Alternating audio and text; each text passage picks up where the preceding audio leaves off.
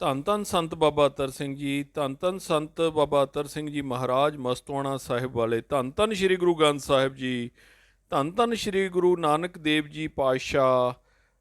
ਅੱਜ ਅਸੀਂ ਸੰਤ ਬਾਬਾ ਅਤਰ ਸਿੰਘ ਜੀ ਦੀ ਜੀਵਨ ਦੀ ਇੱਕ ਸਾਖੀ ਦੀ ਗੱਲ ਕਰਦੇ ਹਾਂ। ਪੰਜਾ ਸਾਹਿਬ ਵਿੱਚ ਸੰਤ ਸ਼ਾਮ ਸਿੰਘ ਜੀ ਨਾਲ ਮਿਲਾਪ, ਅੰਮ੍ਰਿਤਸਰ ਆਉਣਾ, ਅਕਾਲ ਤਖਤ ਸਾਹਿਬ ਦੀਵਾਨ ਸਜਣੇ, ਤਰਨ ਤਾਰਨ ਦੇ ਇਲਾਕੇ ਵਿੱਚ ਪ੍ਰਚਾਰ, ਫਿਰ ਪੋਠੋਹਾਰ ਜਾਣਾ, ਉੱਥੋਂ ਵਾਪਸੀ ਲਾਹੌਰ। ਕਨੋਹੇ ਤੋਂ ਆਪ ਪੰਜਾ ਸਾਹਿਬ ਆ ਗਏ। ਇੱਥੇ ਪਰਮਹੰਸ ਸੰਤਾਂ ਦੇ 50 ਸ਼ਰੀਰ ਠਹਿਰੇ ਹੋਏ ਸਨ। ਕੋਈ ਵੀ ਕੋਠੜੀ ਖਾਲੀ ਨਹੀਂ ਸੀ। ਇਹਨਾਂ ਦੇ ਮੁਖੀ ਸਵਾਮੀ ਆਸਾਨੰਦ ਤੇ ਸਵਾਮੀ ਚਿਤਾਨੰਦ ਜੀ ਸਨ। ਇਹਨਾਂ ਨੇ ਸੰਤ ਜੀ ਨੂੰ ਆਪਣੇ ਪਲੰਘ ਪਰ ਬਿਠਾਇਆ। ਬਚਨ ਵਿਲਾਸ ਨਾਲ ਆਪ ਨੇ ਸਭ ਨੂੰ ਸੱਚੇ ਦਿਲੋਂ ਭਜਨ ਕਰਨ ਦੀ ਪ੍ਰੇਰਨਾ ਕੀਤੀ। ਸਾਰੇ ਸ਼ਹਿਰ ਵਿੱਚ ਖਬਰ ਹੋ ਗਈ ਤੇ ਸਰਦਾਰ ਈਸਰ ਸਿੰਘ ਜੀ ਆਪਣੇ ਮਕਾਨ ਵਿੱਚ ਪਹਾੜੀ ਕੋਲ ਆਪ ਦਾ ਆਸਨ ਕਰਾਇਆ। ਦੋਵੇਂ ਵਕਤ ਦੀਵਾਨ ਸਜਦਾ ਤੇ ਅੰਮ੍ਰਿਤ ਪ੍ਰਚਾਰ ਹੋਣ ਲੱਗ ਪਿਆ। ਇਸ ਵਕਤ ਸੰਤ ਜੀ ਨਾਲ ਚੰਗਾ ਕੀਰਤਨੀ ਜੱਥਾ ਸੀ। ਭਾਈ ਨਰੈਣ ਸਿੰਘ ਸਰੰਦੇ ਵਾਲੇ ਤੇ ਭਾਈ ਬੂਟਾ ਸਿੰਘ ਜੀ ਨਾਲ ਹੀ ਸਨ। ਜਦੋਂ ਜੱਥਾ ਕੀਰਤਨ ਪੱਕੇ ਰਾਗ ਵਿੱਚ ਕਰਦਾ ਹੁੰਦਾ, ਸੰਤ ਜੀ ਮੂੰਹ ਪਰ ਰੁਮਾਲ ਪਾ ਕੇ ਅੰਦਰੋਂ ਰੋਈ ਜਾਂਦੇ। ਇੱਥੇ ਕਾਫੀ ਚਿਰ ਪ੍ਰਚਾਰ ਹੁੰਦਾ ਰਿਹਾ। ਪੰਜਾ ਸਾਹਿਬ ਦੇ ਦਰਸ਼ਨ ਕਰਨ ਲਈ ਸ਼੍ਰੀ ਅੰਮ੍ਰਿਤਸਰ ਤੋਂ ਸੰਤ ਬਾਬਾ ਸ਼ਾਮ ਸਿੰਘ ਜੀ ਆਏ ਤਾਂ ਇੱਥੇ ਇਹਨਾਂ ਦੇ ਪਵਿੱਤਰ ਆਤਮਾਵਾਂ ਦਾ ਮੇਲ ਹੋਇਆ। ਇੱਕ ਦੂਜੇ ਨੂੰ ਦੋਹਾਂ ਨੇ ਸਤਿਕਾਰ ਨਾਲ ਨਮਸਕਾਰ ਕੀਤਾ। ਸੰਤ ਸ਼ਾਮ ਸਿੰਘ ਜੀ ਦੋਵੇਂ ਵਕਤ ਦੀਵਾਨ ਵਿੱਚ ਆ ਕੇ ਕੀਰਤਨ ਸੁਣਦੇ ਰਹਿੰਦੇ। ਆਪ ਸੰਤ ਜੀ ਨੂੰ ਅੰਮ੍ਰਿਤਸਰ ਆਉਣ ਦਾ ਸੱਦਾ ਦੇ ਕੇ ਵਾਪਸ ਅੰਮ੍ਰਿਤਸਰ ਚਲੇ ਗਏ। ਅਗਲੇ ਦਿਨ ਸੰਤ ਜੀ ਇਕੱਲੇ ਹੀ ਰੇਲ ਪਰ ਬੈਠ ਕੇ ਅੰਮ੍ਰਿਤਸਰ ਪੁੱਜ ਕੇ ਗੁਰੂ ਕੇ ਬਾਗ ਇੱਕ ਰੁੱਖ ਹੇਠ ਆਸਨ ਜਮਾ ਲਿਆ। ਦੁਪਹਿਰ ਹੋ ਗਈ ਤਾਂ ਮਦੁਕੜੀ ਕਰਨ ਲਈ ਗਲੀ ਵਿੱਚ ਆਏ, ਪਰ ਸੱਦ ਦੇਣ ਤੋਂ ਸੰਕੋਚ ਕੀਤੀ। ਆਪ ਦੇ ਚਿਹਰੇ ਦਾ ਜਲਾਲ ਝੱਲਿਆ ਨਾ ਜਾਏ। ਭਰੀ ਜਵਾਨੀ, ਗੋਰਾ ਰੰਗ, ਸੁੰਦਰ ਤੇ ਸਡੋਲ ਸਰੀਰ।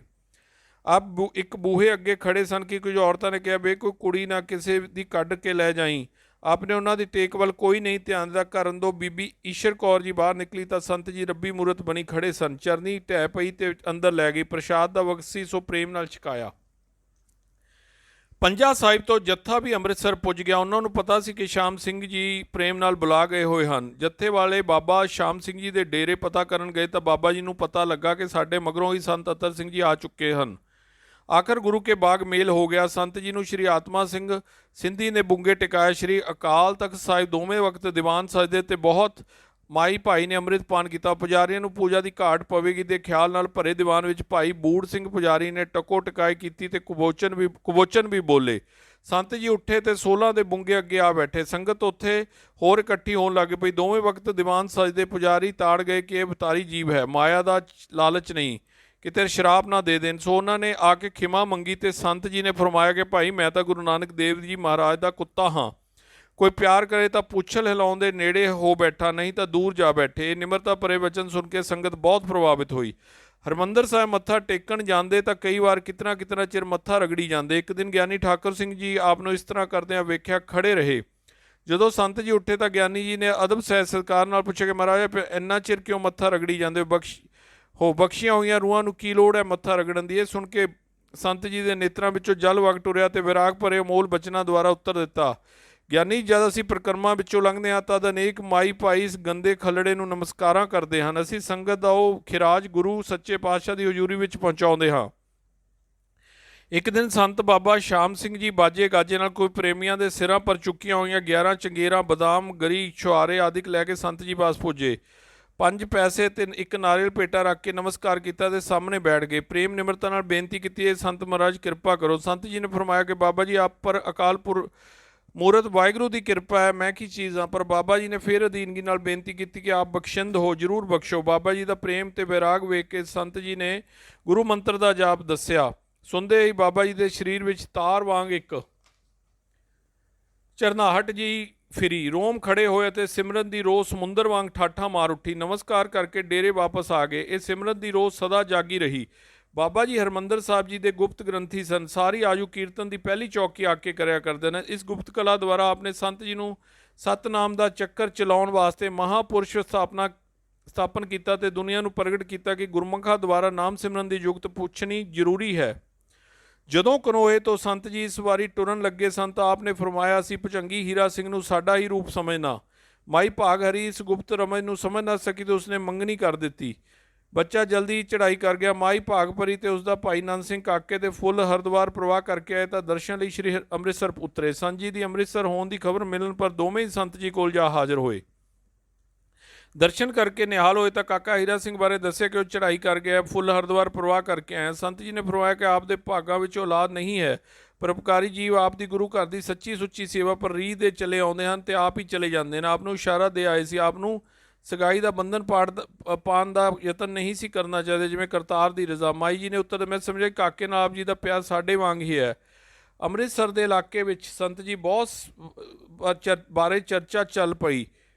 ਨੇੜੇ ਦੇ ਪਿੰਡਾਂ ਦੇ ਲੋਕ ਦਰਸ਼ਨ ਲਈ ਆਉਂਦੇ, ਕੀਰਤਨ ਸੁਣਦੇ ਤੇ ਅੰਮ੍ਰਿਤ ਛਕਦੇ। ਆਪ ਨੇ ਪਿੰਡਾਂ ਦਾ ਦੌਰਾ ਕੀਤਾ, ਕੋਟਲੀ ਆਦਿ ਨਗਰਾਂ ਵਿੱਚ ਪ੍ਰਚਾਰ ਕਰਕੇ ਆਪ ਤਰਨਤਾਰਨ ਸਾਹਿਬ ਆ ਗਏ ਤੇ ਮਾਈ ਰਾਮ ਕੌਰ ਦੇ ਮੂੰਗੇ ਆਸਣ ਕੀਤਾ। ਹਰ ਰੋਜ਼ ਹਰਿਮੰਦਰ ਸਾਹਿਬ ਆਸਾ ਜੀ ਦੀ ਵਾਰ ਦਾ ਕੀਰਤਨ ਸੰਤ ਜੀ ਕਰਦੇ ਤੇ ਸ਼ਾਮ ਨੂੰ ਮਾਈ ਰਾਮ ਕੌਰ ਜੀ ਦੇ ਬੁੰਗੇ ਅੰਮ੍ਰਿਤ ਪ੍ਰਚਾਰ ਹੁੰਦਾ। ਸ਼ਹਿਰ ਵਿੱਚੋਂ ਮਾਸਟਰ ਚੰਦਾ ਸਿੰਘ ਤੇ ਉਸ ਦੀ ਸੁਪਤਨੀ ਬੀਬੀ ਗਿਆਨ ਕੌਰ ਨੇ ਪਹਿਲਾਂ ਅੰਮ੍ਰਿਤ ਛਕਿਆ।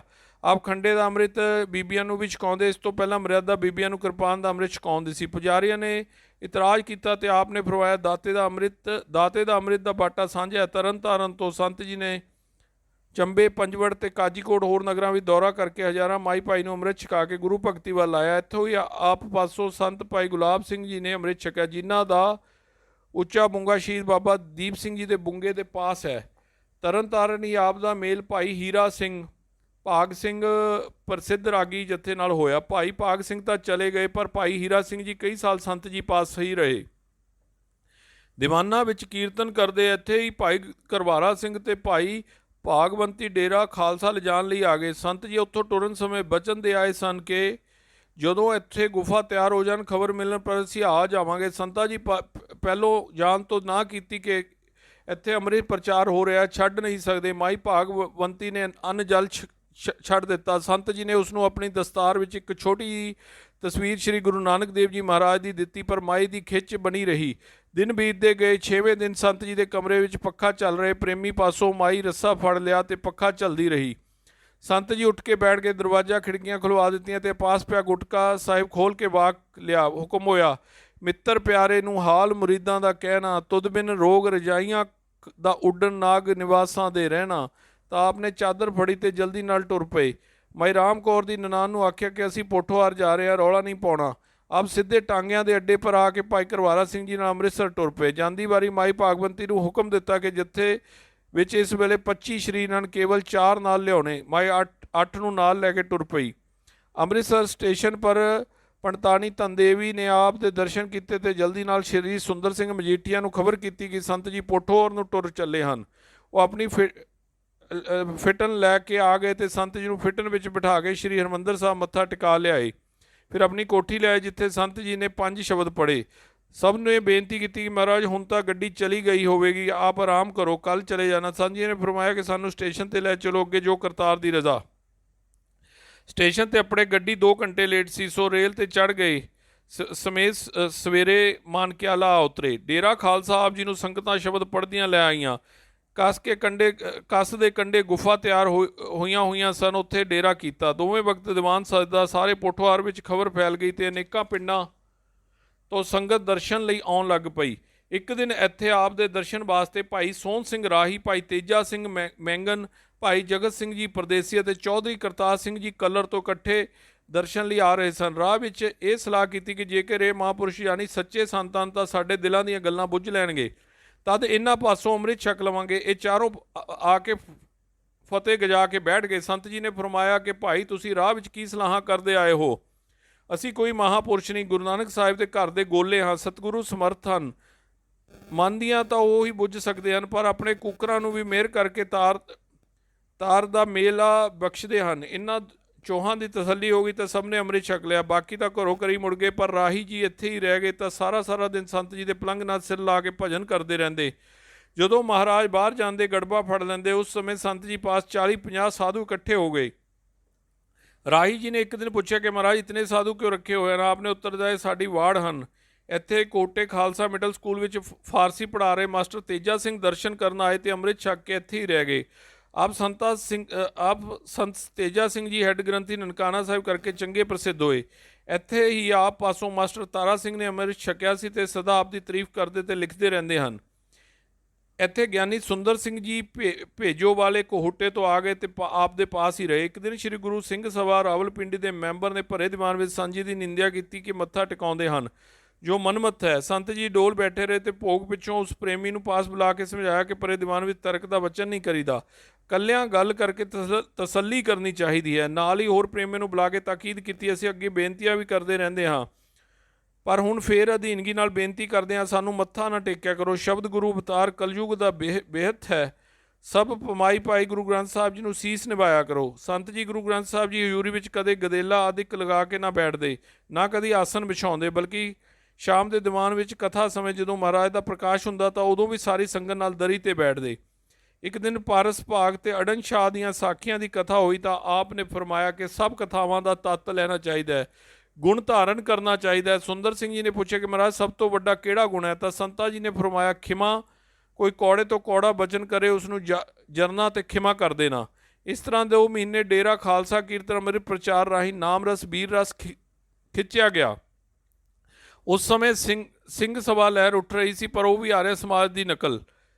ਐਤਵਾਰ ਹਫ਼ਤਾਵਾਰੀ ਦੀਵਾਨ ਲੱਗਣਾ, ਉਸ ਵਿੱਚ ਵੀ ਬਹੁਤਾ ਸਮਾਂ ਲੈਕਚਰਾਂ ਨੁਕਤਾਚੀਨੀਆਂ ਵਿੱਚ ਖਰਚ ਹੋ ਜਾਣਾ। ਸ਼ਬਦ ਕੀਰਤਨ ਕਰਨ ਵਾਲਿਆਂ ਨੂੰ ਲੋਕ ਵੱਟੇ ਮਾਰਦੇ ਸਨ। ਜਦੋਂ ਆਪ ਤਰਨਤਾਰਨ ਦੇ ਇਲਾਕੇ ਵਿੱਚ ਪ੍ਰਚਾਰ ਕਰ ਰਹੇ ਸਨ ਤਾਂ ਲਾਹੌਰ ਦੀਆਂ ਸੰਗਤਾਂ ਨੇ ਲਾਹੌਰ ਲਿਆਉਣ ਦਾ ਮਤਾ ਪਾਸ ਕੀਤਾ, ਪਰ ਪਤਾ ਲੱਗਿਆ ਕਿ 2 ਮਹੀਨੇ ਲਈ ਪੋਟੋਹਾਰ ਡੇਰਾ ਖਾਲਸਾ ਚਲੇ ਗਏ ਹਨ। ਸੰਗਤ ਲਾਹੌਰ ਵੱਲੋਂ ਪ੍ਰੇਮ ਡੇਰਾ ਖਾਲਸਾ ਆਏ ਤਾਂ ਬੇਨਤੀ ਕਰਕੇ ਲਾਹੌਰ ਲੈ ਗਏ। ਕਿੰਨਾ ਦੂਰ ਦੂਰ ਤੱਕ ਸੰਤ ਬਾਬਾ ਅਤਰ ਸਿੰਘ ਜੀ ਮਸਤੋਆਣਾ ਸਾਹਿਬ ਨੇ ਗੁਰਬਾਣੀ ਦਾ ਪ੍ਰਚਾਰ ਕੀਤਾ। ਧੰਨ ਧੰਨ ਸੰਤ ਬਾਬਾ ਅਤਰ ਸਿੰਘ ਜੀ ਮਸਤੋਆਣਾ ਸਾਹਿਬ ਵਾਲੇ, ਜਾਗਦੀ ਜੋਤ ਸੰਤ ਬਾਬਾ ਅਤਰ ਸਿੰਘ ਜੀ ਮਸਤੋਆਣਾ ਸਾਹਿਬ ਵਾਲੇ।